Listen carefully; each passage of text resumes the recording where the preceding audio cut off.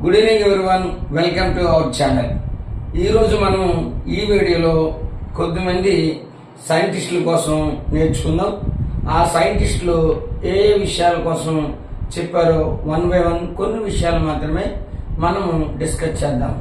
ఈరోజు మొదటి సైంటిస్ట్గా ఎక్స్రేస్ని ఎవరు కనుగొన్నారు?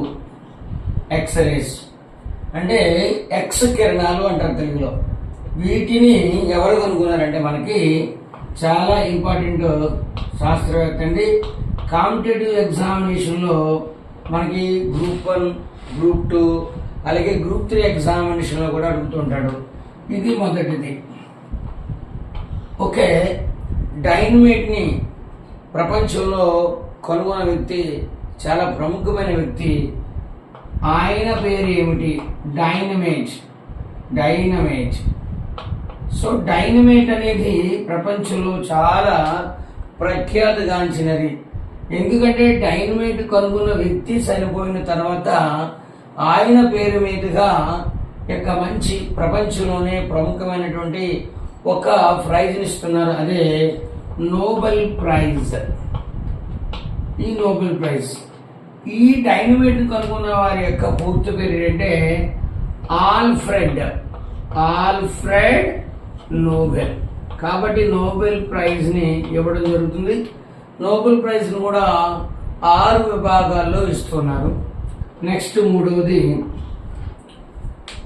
టెలిఫోన్ కనుగొన్న వ్యక్తి ఎవరు?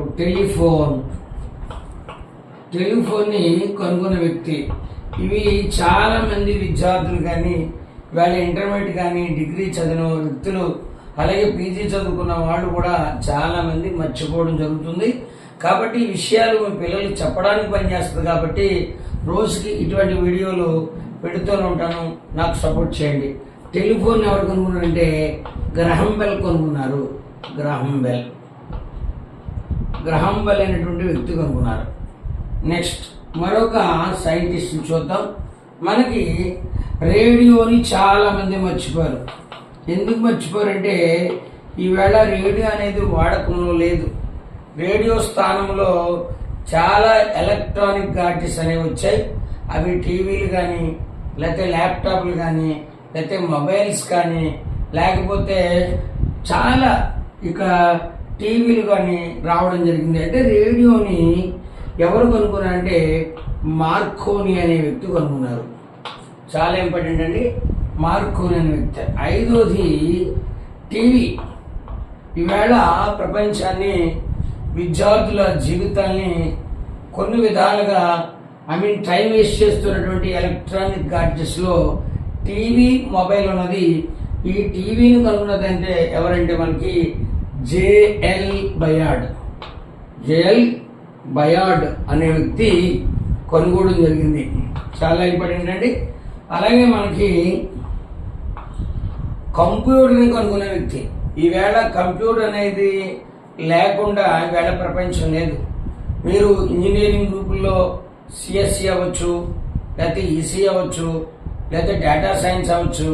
ఈవేళ ఏఎంఎల్ అనండి, ఆర్టిఫిషియల్ ఇంటెలిజెన్స్, మిషన్ లెర్నింగ్ అని ప్రతి చోట కంప్యూటర్ అనేది లేకుండా ఈవేళ ప్రపంచం లేదు.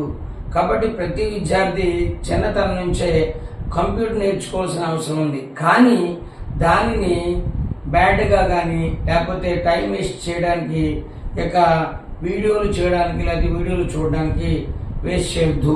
అయితే ఈ కంప్యూటర్ని కనుక్కున్నది ఎవరంటే చాలా ఇంపార్టెంట్ అండి. కంప్యూటర్ని కనుక్కున్నటువంటి వ్యక్తి ఎవరంటే చార్లెస్ బబేజ్ అనేటువంటి వ్యక్తి దీన్ని కనుగొన్నారు. Okay, X rays Roentgen, dynamite Alfred Nobel, telephone Graham Bell, radio Marconi, TV జేల్ Baird, computer Charles Babbage.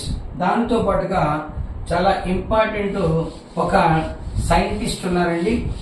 Scientist ఎవరంటే ఈవేళ ప్రపంచంలో మొట్టమొదటిసారిగా భూమి గుండ్రంగా ఉన్నదని చెప్పిన వ్యక్తి కూడా ఈయనే.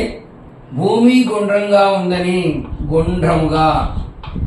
ఉందని చెప్పిన వ్యక్తి, ఉందని చెప్పిన మొదటి వ్యక్తి. ఇదే కాకుండా జీవశాస్త్రానికి పితామహుడుగా కూడా కొనసాగుతున్నాడు.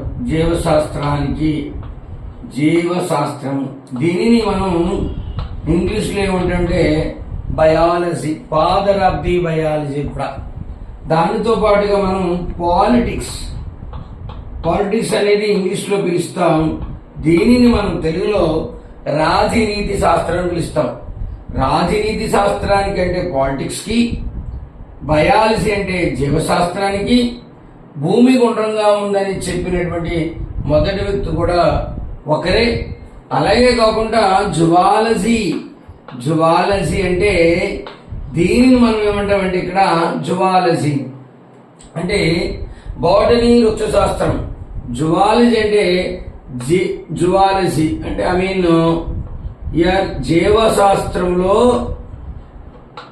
జీవశాస్త్రంలో యొక్క యానిమల్ సంబంధించినటువంటి వాటిని మనం ఏమంటామంటే జువాలజీ అని పిలుస్తాం. దీనికి కూడా ఫాదర్ ఆఫ్ ది జువాలజీ కూడా అరిస్టాటిలే, చాలా ప్రముఖ వ్యక్తి అరిస్టాటిల్.